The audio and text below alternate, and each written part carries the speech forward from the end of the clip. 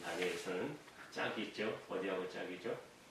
요한계시록하고 짝이잖아요. 항상 성경은 짝으로 이루어졌잖아요. 말세에 종말에 대한 하나님의 말씀입니다. 사랑하는 여러분, 다니엘을 생각하면 어떤 것이 가장 먼저 떠오르죠? 저는 다니엘의 기도와 지혜라고 생각합니다.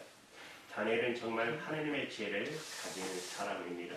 그래서 오늘 본문을 보시면 다니엘에게 왕에게 두려움, 왕의 고민, 왕의 꿈을 해석할 자가 없어서 다 모든 사람들 죽이겠다고 말하는 이때에 다니엘이 왕에게 이렇게 말하기 시작합니다. 어찌 일이 급합니까? 시간을 좀 주십시오. 그리고 다니엘은 새 친구를 찾아갑니다.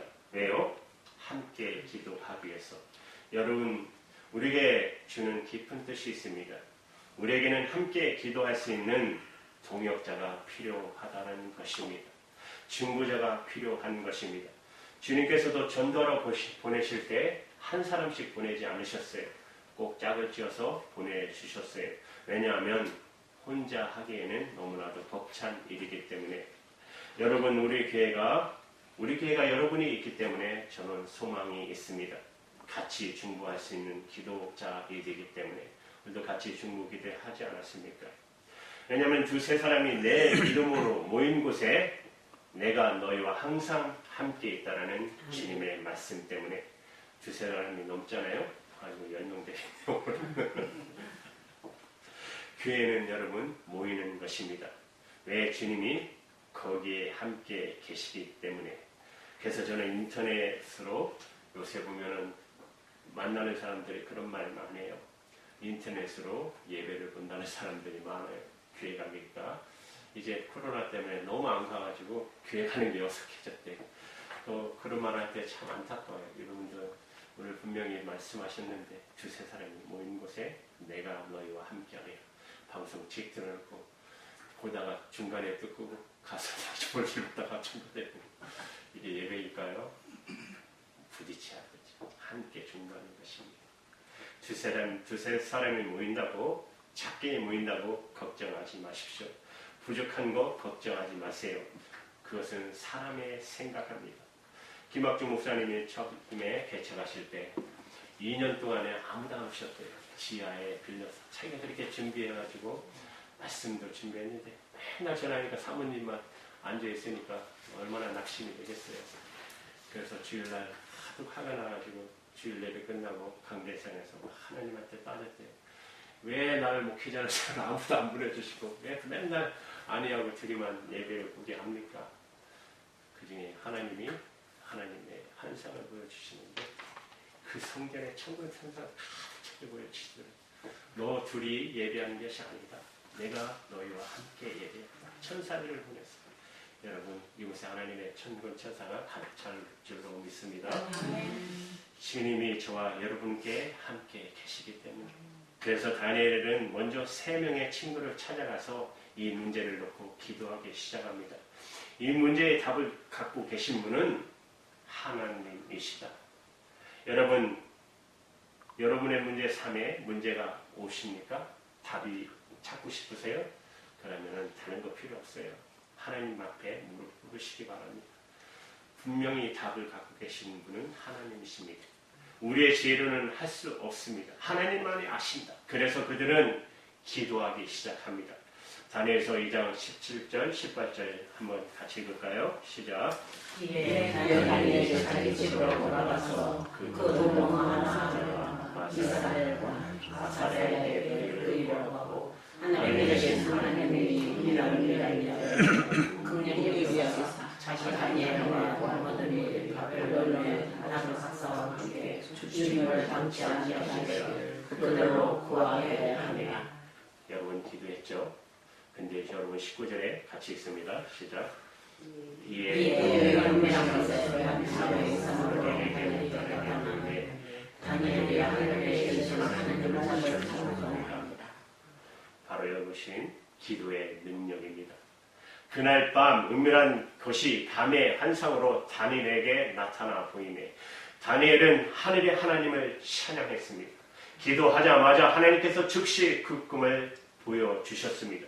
왕이 꾼 꿈, 그 꿈 때문에 잠 못 자고 불안하고 그리고 사람들을 다 죽이려고 했던 그 꿈을 하나님께서 다니엘에게 보여주셨어요. 이것이 여러분 기도의 능력인 것입니다. 왜 보여주셨어요?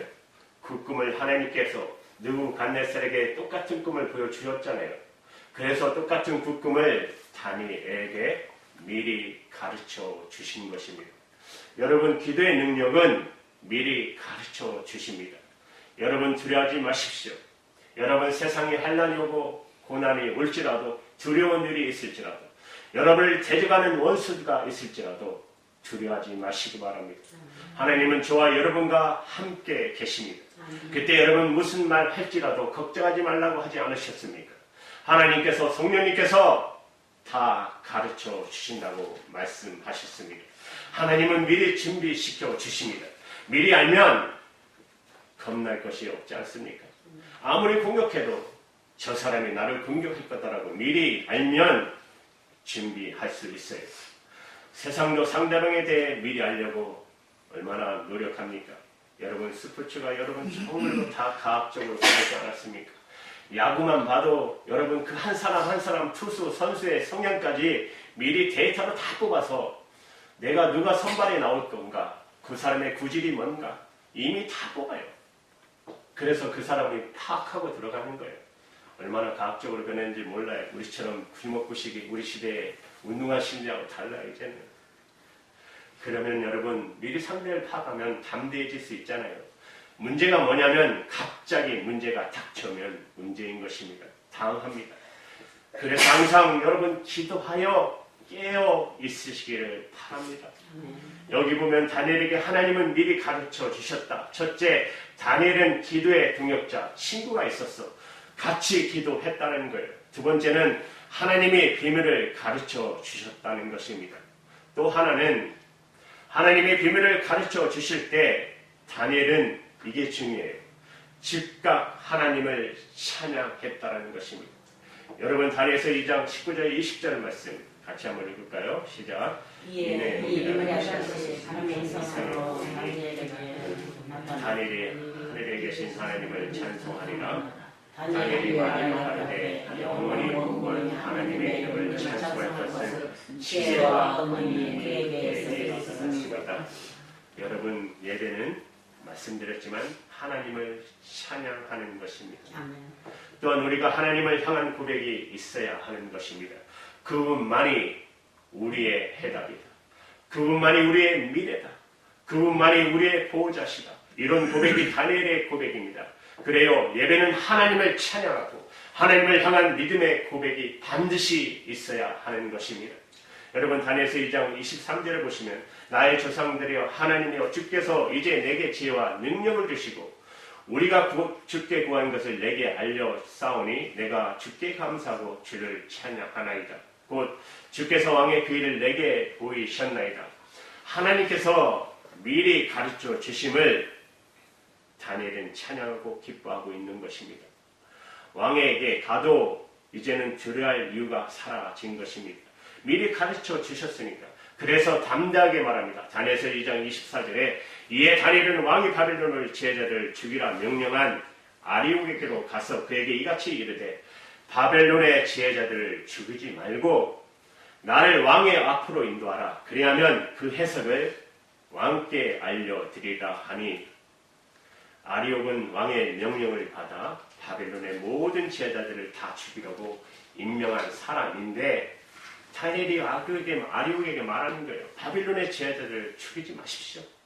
나를 왕에게 데려가면 내가 왕께 꿈의 해석을 드리겠나이다. 여러분 기억하십니까?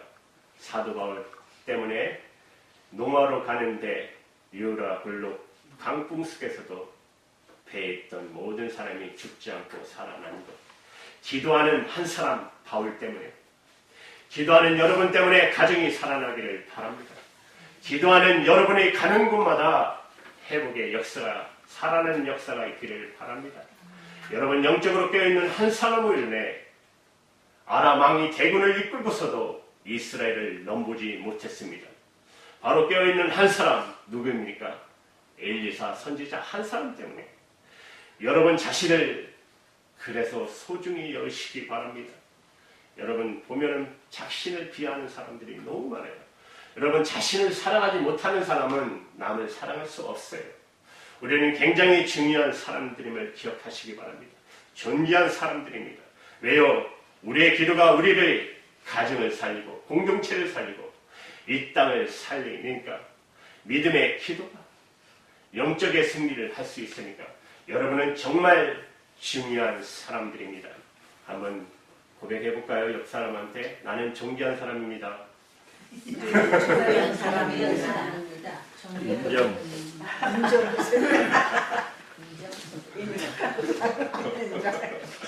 네, 맞습니다. 우리는 존귀한 사람들이에요. 그리고 여러분 가장 중요한 것, 우리 때문에 다른 사람을 살리는 사람들이랍니다. 우리가 그리스도의 복음을 전하면 다니엘서 2장 25절에 이에 아리옥이 다니엘을 데리고 급히 왕 앞에 들어가서 아뢰되 내가 사로잡혀온 유다 자손 중에 한 사람을 찾아 내었나이다. 그가 해석을 왕께 드리니이다 하니라. 왕이 대답하여 벨드세살이라 이름한 다니엘에게 이르되 내가 꾼 꿈과 그 해석을 능히 내게 알게 하겠느냐 하니 다니엘이 왕 앞에 대답하여 이르되 왕이 물으신 바 은밀한 것은 지혜자나 술객이나 박수나 점쟁이나 능히 하늘의 왕께 보일 수 없으되 오직 은밀한 것을 나타내시는 하늘에 계신 하나님이시다. 그가 느부갓네살 왕에게 후일의 계획을 알게 하셨나이다. 왕의 꾼 곧 왕이 침상에서 머릿속에 받은 한 성은 이러하니이다. 여러분 이것이 다니엘의 믿음입니다. 하나님만이 해결해 주실 수 있다. 하나님만이 능력을 나타내 주신다. 비밀을 감춘 능력을 나타내 주신다. 비밀을 드러나게 하신다. 하나님이 하신다. 여러분 다니엘서 2장 29절 30절에 왕이여 왕이 침상에서 장래일을 생각하실 때 은밀한 것을 나타내신 이가 장래일을 왕에게 알게 하셨사오며 내게 이 은밀한 것을 나타내심은 지혜자나 모든 사람보다 낫기 때문이 아니라 오직 그 해석을 왕에게 알려서 왕이 마음으로 생각했던 것을 왕에게 알려주려 하심이니이다. 사랑하는 여러분, 하나님만을 경외하는 사람은 정말 겸손한 사람입니다. 다니엘을 보세요. 다니엘은 자신의 지혜가 남보다 뛰어나서가 아니라 하나님께서 장래일을 왕에게 알리기 위해서 자신에게 계시한 거라고 말하고 있어요.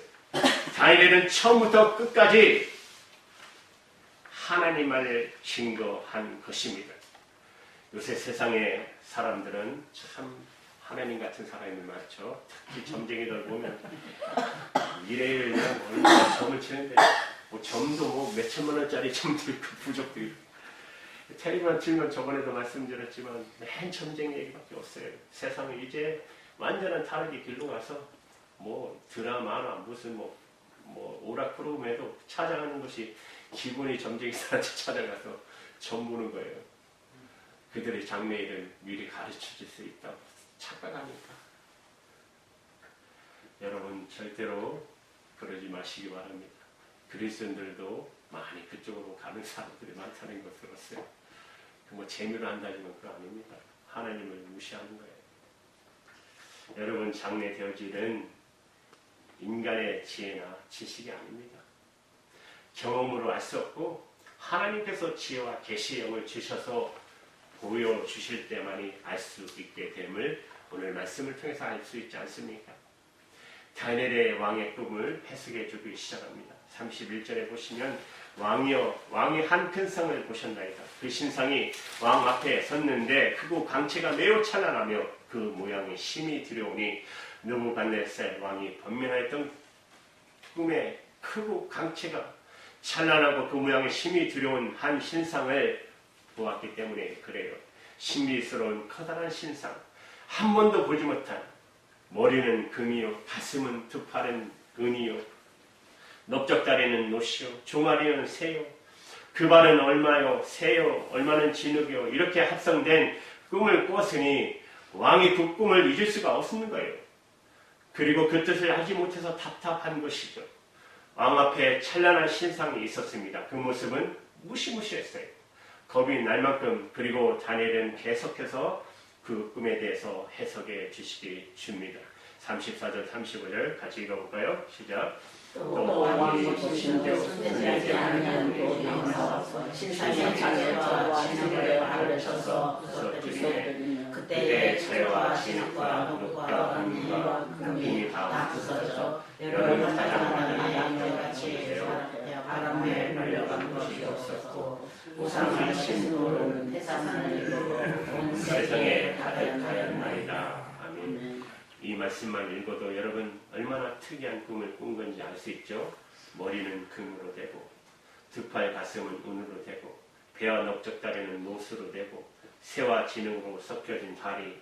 이게 어떻게 해석할 수 있어요? 그런데 갑자기 34절에서 왕이 그것을 보고 계실 때에 손대지 않는 돌 하나가, 이것이 무엇입니까? 손대지 않는 돌 하나가 이 지상의 나라가 아니라 하나님의 나라, 하늘의 나라가 나타났다는 것이에요. 새와 진으로 되어 있는 신상의 발을 공격합니다. 발을 쳐서 부서뜨리니까 위에가 다 넘어져 버렸어요. 그러자 녹과 은과 금이 다 부서져서 여름 타장 마당의 곁처럼 나라가 바람이 부니까 모두가 다 사라져 버렸어요. 여러분, 이 세상의 나라 끝에 미리 보여주고 있는 것입니다.